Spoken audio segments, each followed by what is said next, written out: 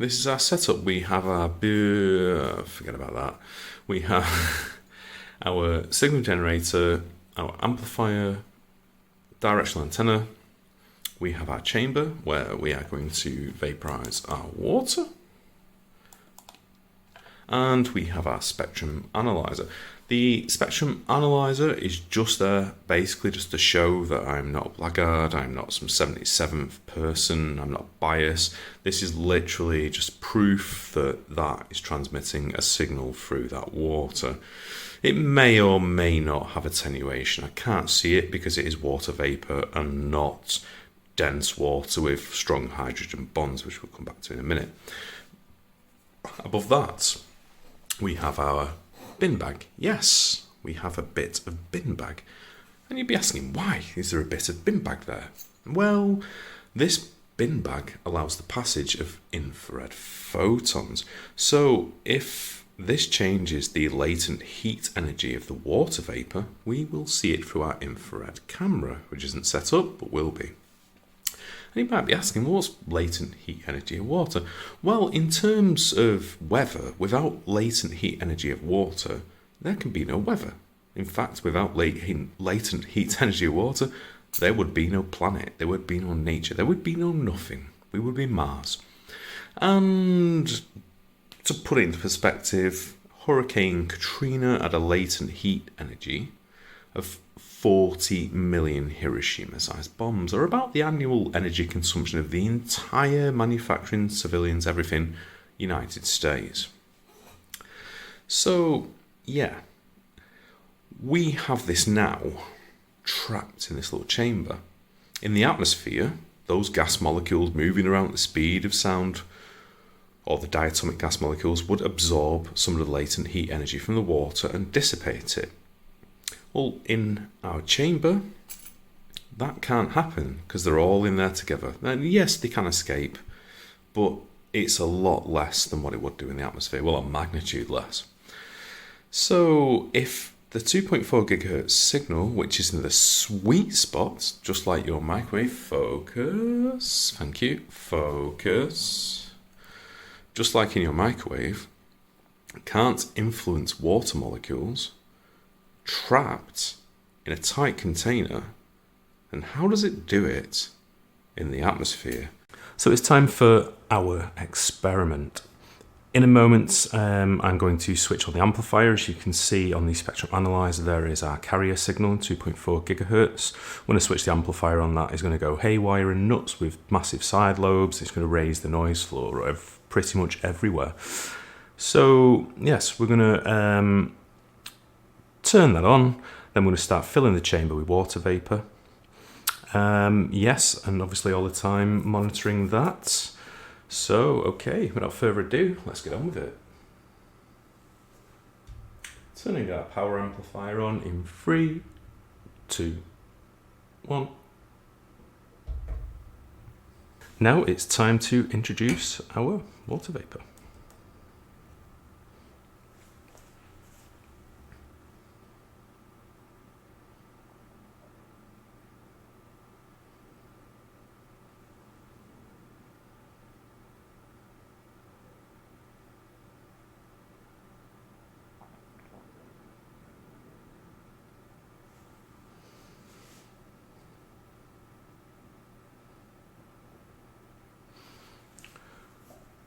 So we're going to let this fill with a considerable amount of water vapor before we turn it off. And as you can see, there is no difference in our radio signal. So our 2.4 gigahertz radio waves or photons are not interacting with this water vapor whatsoever. They are passing right through it. Okay, I think we've gone far enough.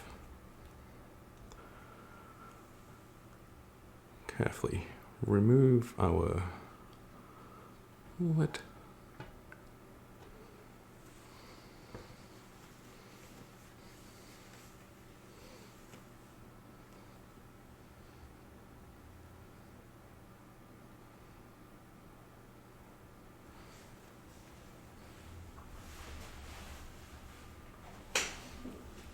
I have some filter card which I'm going to introduce into our light source. We get a lot better look at the vapour. I'm just going to slide our lid back on.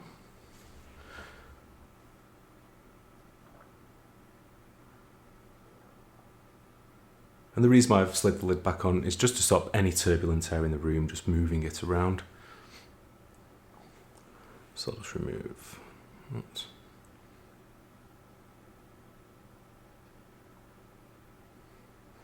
Put the cap back in.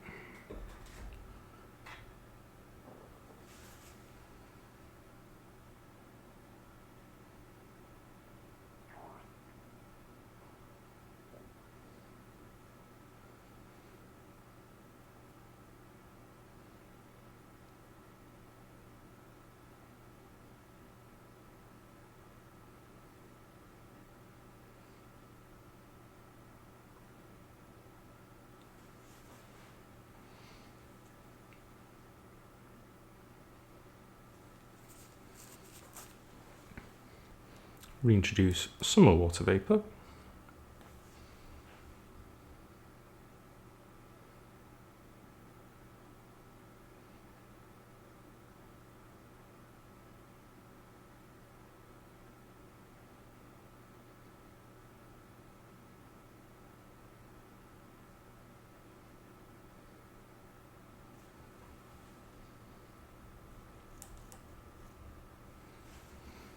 And again, just gonna let this begin to settle down.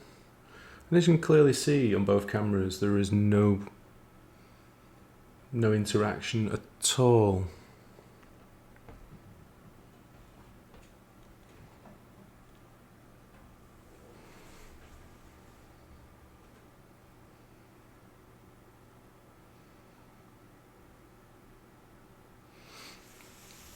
Yes, so there's no interaction with the radio waves. The water vapour is not moving anywhere.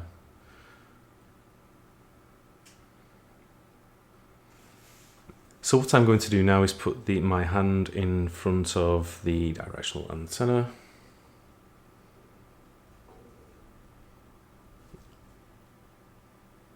You can see that has an effect on the radio waves.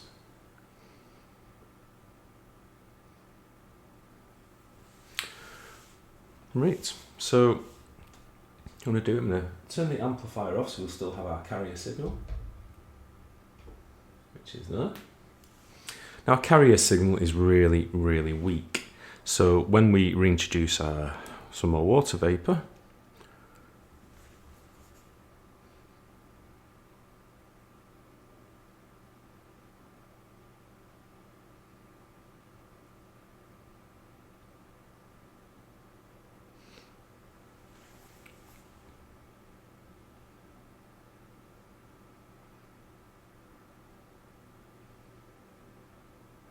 again, there is no interaction between these H2O dipoles and this 2.4 gigahertz signal. And this is the weak carrier signal. Now, you would expect an attenuation if there was any kind of interaction with the molecular dipoles of this H2O molecules in this water vapour, in this vapour state. But yet no. So again, we'll turn it off. We will let some of the outside air pressure in.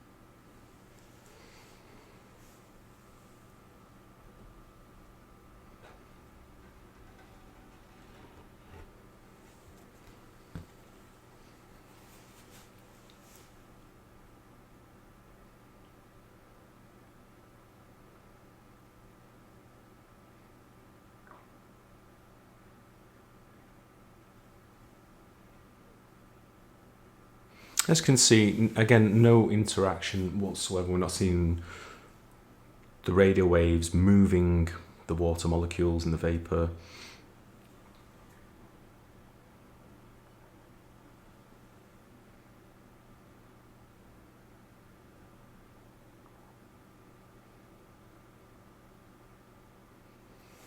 Again, we'll turn on our amplifier.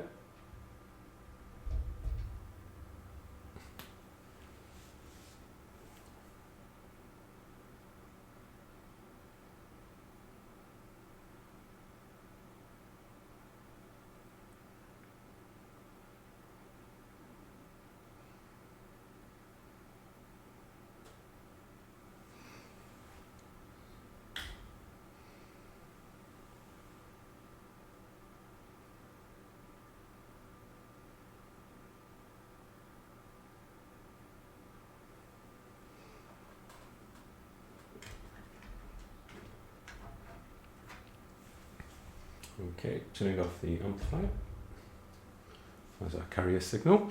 Yeah, so effectively there is no interaction with the water molecules in our experiments. Okay, so we're going to do a control test. Basically, there are, as you can see, the 2.4 gigahertz signal is not being generated. The carrier wave is not being generated. There is a lot going on multiple bands, but that's to be expected. We live in a society where radio waves are present. Okay, and if my strong amplified radio waves or high amplitude radio waves don't interact with the water molecules, then those outside sources will not stand a chance in hell.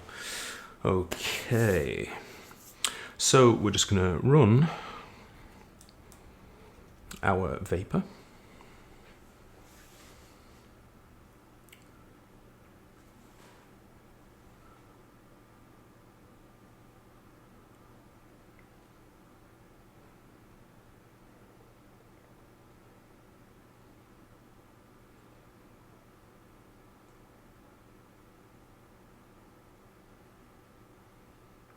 I was going to use, I don't know if I get it into shot, the humidity sensor to an Arduino.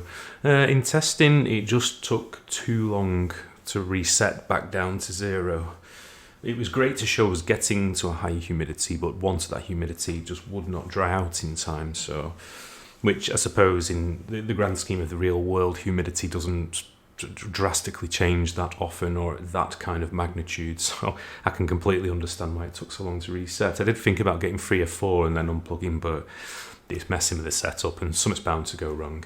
Okay, so we're about the same as we're going to use during the rest of the experiment. I'm just going to slide this back. I'm just going to let some of it out, some air in.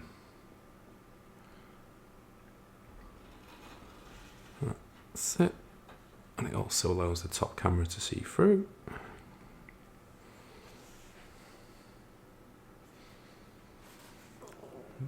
Just put our red light filter in.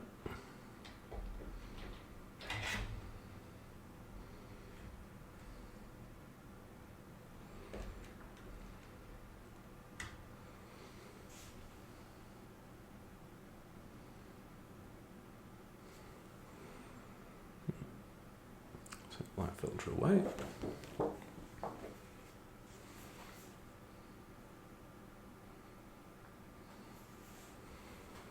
Okay, remove our cover.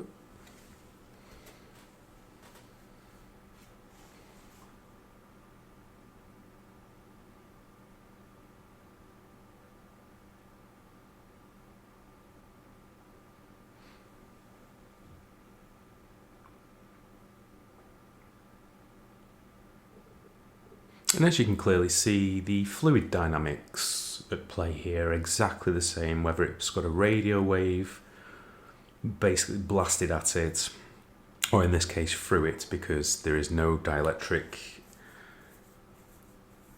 loss tangent at all with it, so it's clearly just passing clean through. Probably knocking my neighbour's Wi-Fi out.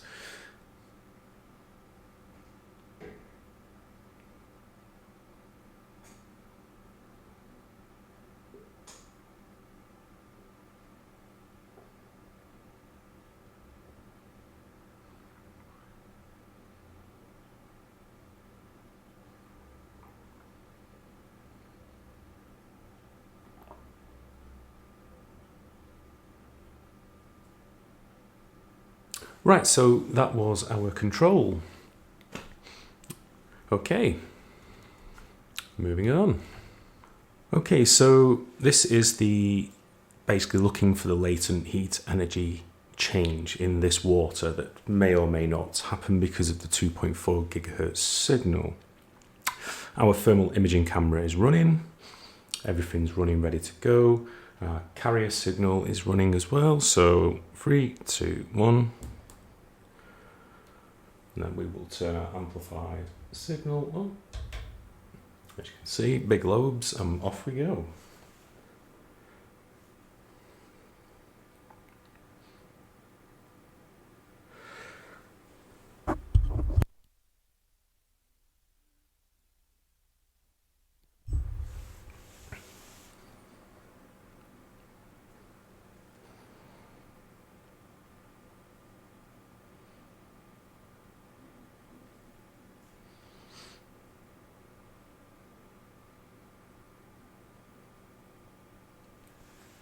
We are also using a bin bag cutout because it basically has a very, very slight attenuation and will allow the infrared photons to pass right through it into our thermal imaging camera.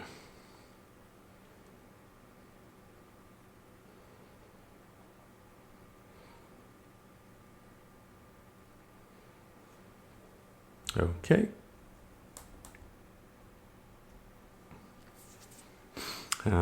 Same again, carefully removing that. Oh.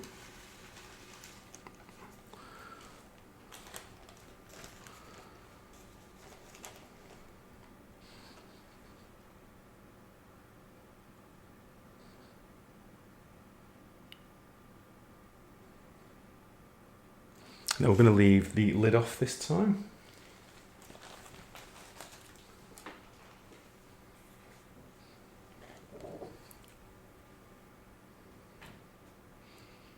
To give our thermal imaging camera the best possible view. And if I've gone slightly quiet, it's because I'm trying not to breathe.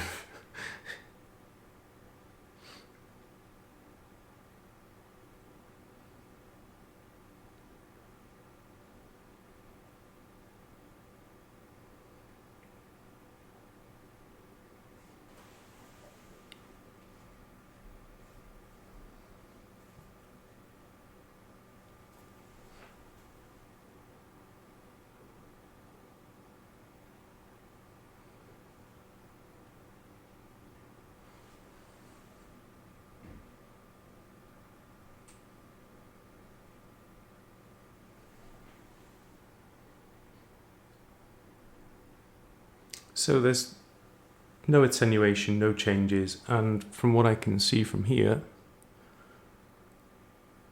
our temperatures are consistent.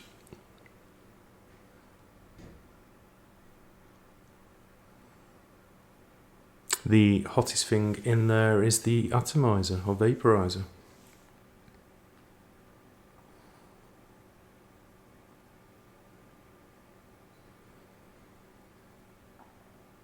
Right, well, most of that has been evacuated, so what we'll do now then,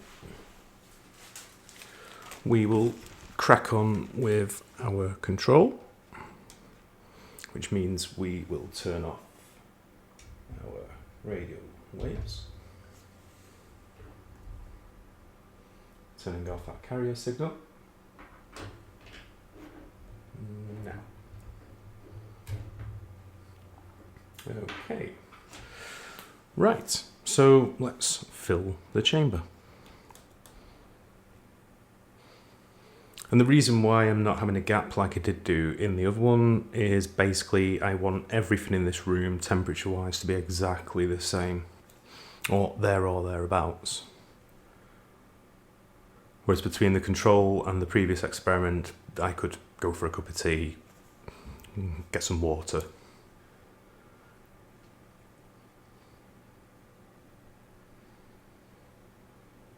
And again, we are looking for a change in the latent heat energy of the water or the actual heat of the water vapour.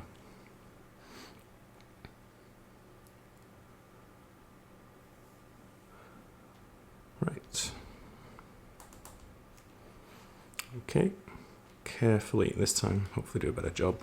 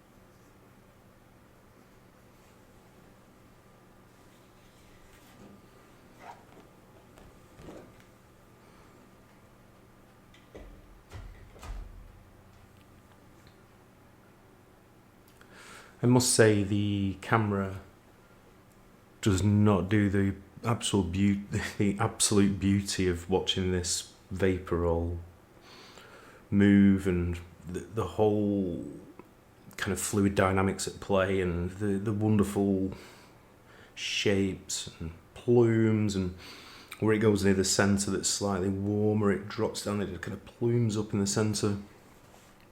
It's absolutely fascinating to watch, and the camera doesn't do it justice. It really doesn't.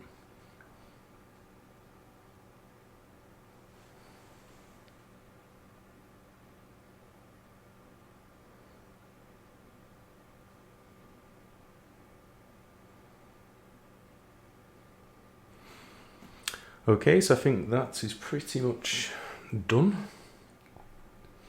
We do not have any water vapour left in there, I do not think. Nope, maybe a wisp here or there, but okay.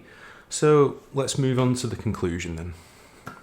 So, why didn't our 2.4 gigahertz photons interact with our gas state or vapour state H2O molecules in our test chamber? Why was there no latent heat energy rise? Why was there no movement, even though photons are massless and cannot move molecules? They interact with the electrons in atoms inside molecules on that scale. So why did that not happen? You may be asking. Well, there's a very, very simple answer. And it's a very simple answer you can test at home in your microwave.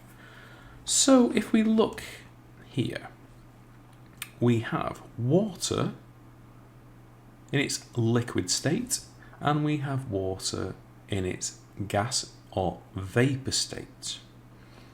So when radio waves, or in your microwave as for an example, the magnetron produces a 2.4 gigahertz signal, it basically flips these H1 molecules back and forth as the wave goes over. Because they are positively and negatively charged, they will flip towards the positive charge over and over again. Thus, the heating builds and builds and builds, on a molecular heating builds, and they impart infrared energy onto more H2O molecules. We know that H2O molecules are exceptionally good at absorbing infrared energy. Think about an Olympic-sized swimming pool. If you turned off the heating to that, it would take days and days and days to get to ambient temperature, because the H2O molecules like to retain that infrared energy. Therefore, as the 2.4 gigahertz signal comes in, it heats the initial molecules at the, say, front of your burger. They then boil off as steam, and then that wave can then proceed deeper inside the meat or bun or whatever. That boils off as steam, and on, but all the time in the background, the flipping back and forth of those dipoles, and that basically transmission of infrared heat or the IR activity to the next molecule is preceding the 2.4 gigahertz signal, which brings me to this, which is a popular misconception about microwaves. See, most people think that microwaves heat from the inside out. They don't. They actually heat from the outside in. And you'll be like, no, that's not right. That's not what I've been told. Well, there's a kind of twist of fate to this, let's say. So, as the radio waves from the magnetron come in, they spin the water molecules. Now, water has a high in a liquid state, not a gaseous state or a frozen state, or should I say, solid state, which we've not shown here, but I will come to. They have a high dielectric constant or relative permittivity. So as the 2.4 gigahertz magnetron's waves hit these water molecules, they spin and they will attenuate that signal to a specific depth. Let's say a few millimeters, possibly more, but let's say a few millimeters initially. As that H2O turns to steam or the vapor, therefore it frees up that area, or the dielectric constant is dropped because it's no longer a liquid state, therefore those waves go deeper. All the time, like we've discussed, in the background is infrared energy imparting itself between the H2O molecules because they love to absorb it. And this will go on and on and on. So basically, a conventional oven will impart infrared energy onto the water molecules in your food, and they will impart that infrared energy between them because they are tightly packed in a liquid state. And it's the same with microwaves. Although there is molecular vibration, heating, dipole flipping, all that magic going on, ultimately it's the infrared energy that is imparted between these molecules that heats your food. Regardless whether 60% of the H2O molecules don't receive the 2.4 gigahertz signal because of that dielectric constant or that attenuation of those waves, the infrared energy emitted by the ones that do will heat the water.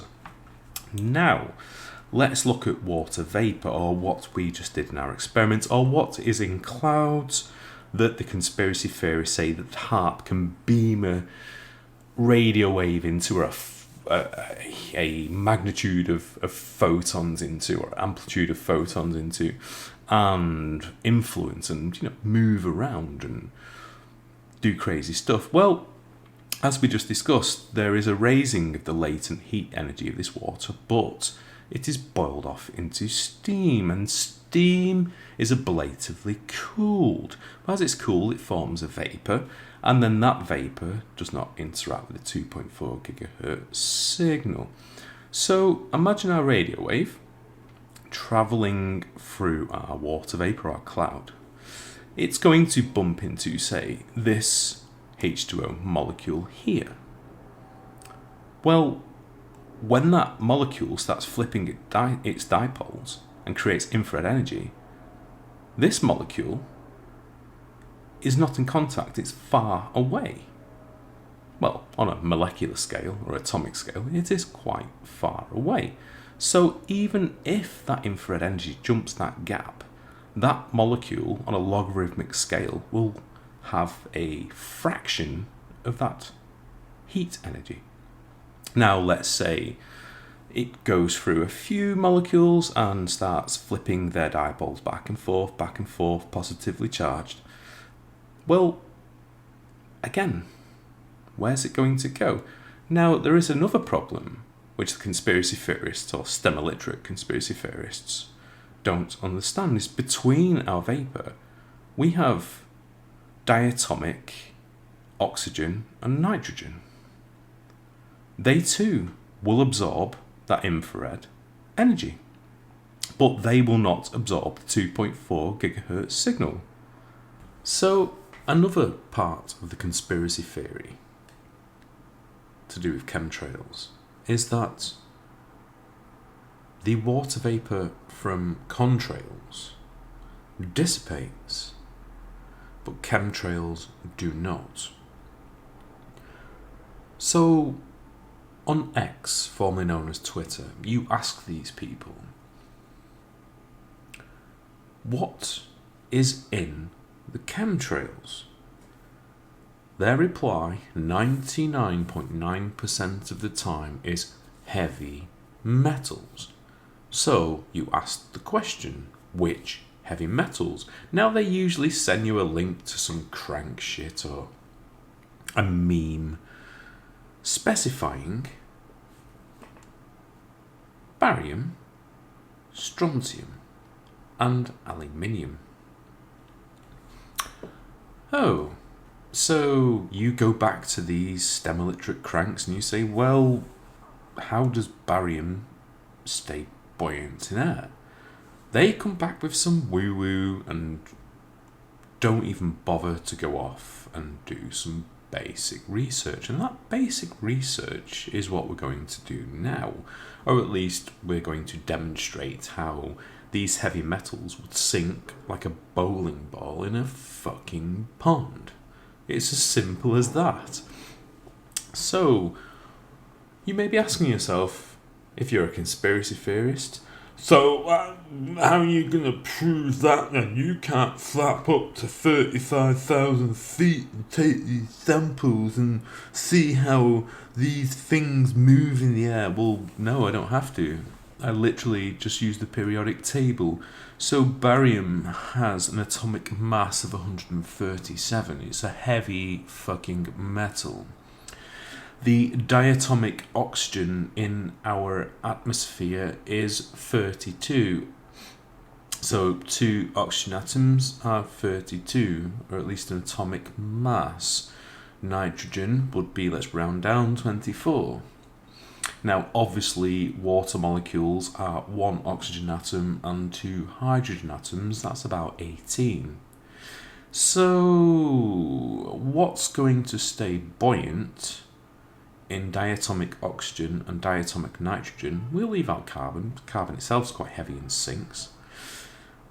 So, what's going to stay buoyant more? Our water molecule, 2 of these, 1 of them, or barium. Yeah, and I've heard them talk about uranium being in this and lingering in the sky. That has an atomic mass of 230 fucking 8.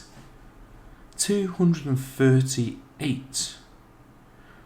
Now, there's another problem here, is okay, aluminium is 26, so 2 diatomic oxygen atoms, what should I say, a diatomic oxygen molecule is 32, and aluminium is 26. So the conspiracy theorists would be screaming, oh, aluminium, it'll stay up there, blah, blah, blah. That's just 1 aluminium atom. In a nanoparticle of aluminum or aluminium, depending on what side of the pond you come from, there'll be multiple aluminium atoms within that piece of metal, that metal ore, oxide. There will always be lots of these atoms. It could be tens, hundreds, thousands, millions of atoms, depending on how many crystal lattices it contains of this metal, because metal forms crystalline lattices. It doesn't form molecules. And it's that simple. Is if you want a nanoparticle of aluminium, it's going to be a fuck ton or a magnitude heavier than diatomic oxygen. Now, this is basic fluid dynamics. If something is heavier than something else, and this is just simplifying fluid dynamics in terms of buoyancy, if it's a magnitude heavier, it will sink faster. So, as we've said, 1 diatomic molecule is 32 of oxygen, whereas a molecule of water is 18. And yes, okay, hydrogen bonds will form as the water cools, and it will condense into its liquid state from its vapor and gaseous state. But that's literally fucking rain. And what does rain do? It falls. And if the aluminium atoms are dense and tight, and there's quite a lot of them, they're going to fall just like rain. But rain needs to form, and those basically water molecules need to clump together to cause the rain.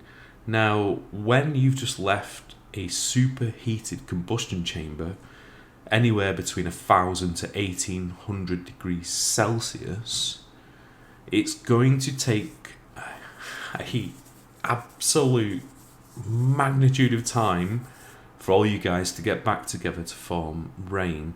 And if you just have the slightest wisp of air distributing those molecules, that will probably never happen until you bump into a cloud or the humidity gets to a state where rain's about to fall.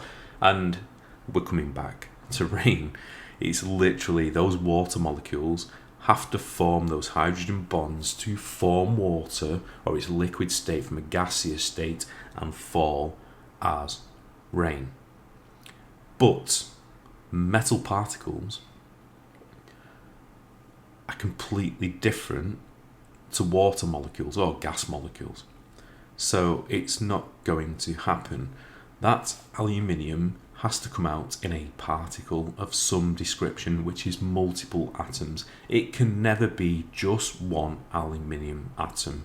Same with barium, but even if it was just one barium atom, which is theoretically impossible, it would sink like a bowling ball in a swimming pool.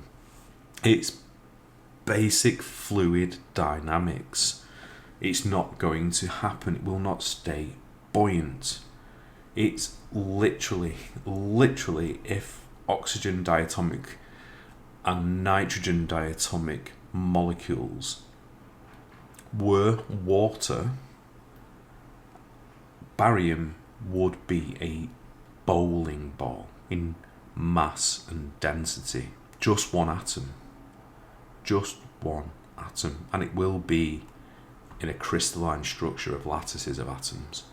So it cannot physically, let's look at it as I can't think of a metaphor, to be fair, off the top of my head. So I'm just going to say it how it is. It's bullshit, isn't it?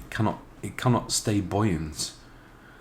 Metaphor, come quick. No, I can't even think of a fucking metaphor. It's that STEM illiterate and retarded. I cannot even think of a metaphor to describe how barium and oxygen, say, could compete. Actually, yeah, if it was football, barium.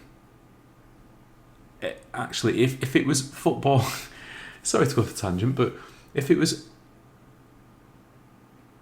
football and the best buoyant atomic masses were the Premier League, then we would have nitrogen and oxygen in a Premier League title race together.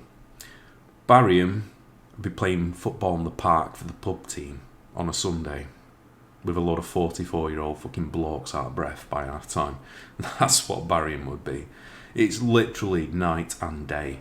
You cannot have diatomic gas molecules support the weight of heavy metals, and to be honest, like we've just discussed, this is just a single atom.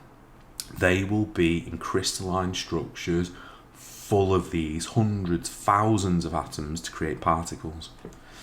Yeah, it's completely backwards, STEM illiterate, retarded stuff. And I'm sorry, fluid dynamics is just screaming bullshit that this can ever, or diatomic molecules in air can ever support and make these things buoyant. Whereas water in a gas state, a vapor state, it will linger until it forms into a fluid state, a liquid state, and then it will fall as rain or some kind of high humidity or fog. That's it. It's simple. So, what have we learnt today? Absolutely nothing. The reason why we've learnt nothing is because this is high school science. It's stuff we learn in school. It's STEM. It's simple. And the conspiracy theorists don't seem to understand. Now, did they not go to school? Or did they go to school and not listen? Who knows? We will never know. These people are just STEM illiterate. It's as simple as that. Now, is there a way to come back from this for these people? Yes, but it's a long, long road. A lot of these people have so much skin in the game, they just don't want to leave it. So, in conclusion, chemtrails in the sky, are they real? No. Physically impossible. The laws of physics, elementary particle physics, fluid dynamics, all say it's bullshit. Okay, thanks for watching the video. Don't forget to like, subscribe and share, and I'll catch you in the next one.